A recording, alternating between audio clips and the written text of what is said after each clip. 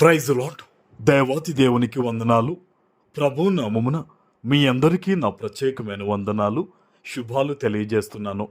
మరి ఈ రోజు నుంచి ప్రార్థనా పుస్తకం ప్రేయర్ బుక్ని ప్రారంభిస్తూ ఉన్నాం.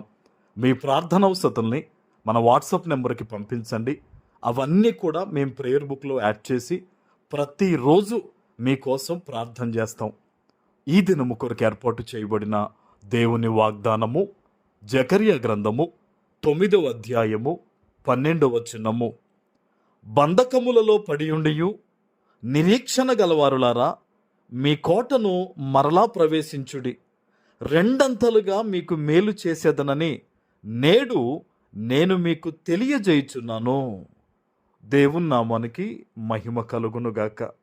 ఈ ఉదయకాల సమయంలో సర్వ సృష్టికర్త అయిన నీ తండ్రి నిన్ను ఆశీర్వదించి గొప్ప వాగ్దానాన్ని నీకు అందిస్తూ ఉన్నారు. హల్లెలూయా. బంధకాల్లో పడియుండియు నిరీక్షణ కలిగి ఉన్న నీతో నీ తండ్రి మాట్లాడుతూ ఉన్నాడు. ఈరోజు నీ చుట్టూ బంధకాలు ఉన్నాయి. ఒంటరితనములో నీవు ఉన్నావు. జీవితం అంటే విసిగిపోయి అసలు ఆశ లేని బ్రతుకులో నీవు ఉన్నావేమో. ఈరోజు నిన్ను చూచిన నీ తండ్రి నీతో మాట్లాడుతున్నాడు. నీకు చుట్టూ ఎంత బంధకాలున్నా, ఎన్ని రకాల కన్నీళ్లు నువ్వు గోజాడుతూ నువ్వు విడుస్తూ ఉన్నా సరే నిరీక్షణ కోల్పోలేదు కదా. దేవుని మీద విశ్వాసాన్ని కోల్పోకుండా నా తండ్రి నాకు సహాయం చేస్తాడని నువ్వు ఎదురు చూస్తున్నావు కదా. నీతో నీ తండ్రి మాట్లాడుతున్నాడు. నీ కోటను మరలా ప్రవేశించుడి అంటే దేవుని సన్నిధిని మరలా ఆశ్రయించండి. కోట అనేది ఏంటండి? ఆశ్రయదుర్గము, దాగుకునే ఒక చోటు. ఈరోజు నీకున్న బంధకాల నుంచి నిన్ను రక్షించేది ఎవరు? క్రీస్తే కదా. నీ యొక్క ప్రతి శ్రమ నుంచి కూడా నిన్ను విడిపించి నీకు స్వతంత్రం ఇచ్చేది ఎవరు? నీ తండ్రి అని యేసే కదా. ఆయనే కదా మన కోట, ఆయనే కదా మన రక్షణ దుర్గము. నువ్వు దేవుని సన్నిధిలో విశ్వాసంతో ప్రార్థన చేసి చెప్పు దేవునితో, అయ్యా ఈ బంధకాలలో, ఈ శ్రమలో నా దాగు చోటు నీవే. నీ వద్దకు వస్తే నువ్వు విశ్రాంతినిస్తానన్నావు తండ్రి. ఇదిగో ఈ భారములు నావి కాదు, ఇక నుంచి నీ మీద మోపుతున్నానయ్యా, నీకు అప్పగిస్తున్నానయ్యా. ఈ ప్రతి పరిస్థితిని కూడా నాకు సహాయం చేయ తండ్రి అని విశ్వాసముతో, సందేహము లేకుండా దేవుని మీద ఈ రోజు నువ్వు ఆనుకుంటే గనక దేవుడు ఏమని చెప్తున్నారో తెలుసా?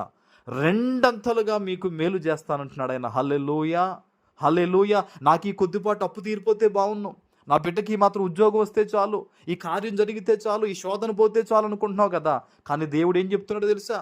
అది తీసివేయడమే కాదు, అది జరిగించడమే కాదు, ఆ మేలు ఒకటే కాదు, రెండంతల అధికమైన కృప నీకు ఇస్తారట. ఆమేన్. యోబు జీవితాన్ని చూడండి. యోబు తన జీవితంలో యథార్థంగా జీవించాడు. దేవుని యొక్క పరీక్షను బట్టి సమస్తాన్ని కోల్పోయాడు, కానీ దేవుణ్ణి కోల్పోలేదు. అన్నీ కోల్పోయాడు కానీ దేవుణ్ణి కోల్పోలేదు.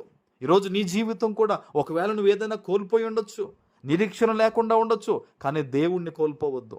నువ్వు అలా ఉన్నావు కాబట్టి ఈరోజు ప్రభు ఈ వాగ్దానం ద్వారా మాట్లాడుతున్నాడు. దేవుడు రెండంతల ఆశీర్వాదం నీకు ఇవ్వబోతున్నాడు.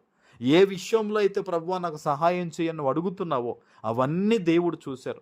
ఆయన మేలైన కార్యాలు చేయబోతున్నాడు. ఈ పట్ల విశ్వాసంతో ఉండు, ధైర్యంతో ఉండు. మనుష్యులు ఎలాగ మాట్లాడుతున్నారు, అధికారులు ఎలా మాట్లాడుతున్నారు, డాక్టర్లు ఎలా మాట్లాడుతున్నారో కాదు, పరమ తండ్రి ఏమని మాట్లాడుతున్నాడో ఆలోచించు. ఆయన మీద విశ్వాసం ఉంచు, నువ్వు నిరీక్షణ కలిగి జీవించు. ఇదిగో ప్రభు చెప్తున్నారు, రెండంతల దీవెన నీకు ఇవ్వబోతూ ఉన్నారు. ఆమేన్. ప్రార్థన చేసుకుందాం. పరిశుద్ధుడా, ప్రేమ కలిగిన తండ్రి, మీకు వందనాలు. ఈ ఉదయకాల సమయంలో మీరిచ్చిన ఈ గొప్ప వాగ్దానము ప్రతి బిడ్డ జీవితంలో నెరవేర్చి స్థిరపరచమని యేసు నామమున ప్రార్థిస్తున్నాను తండ్రి. ఆమేన్.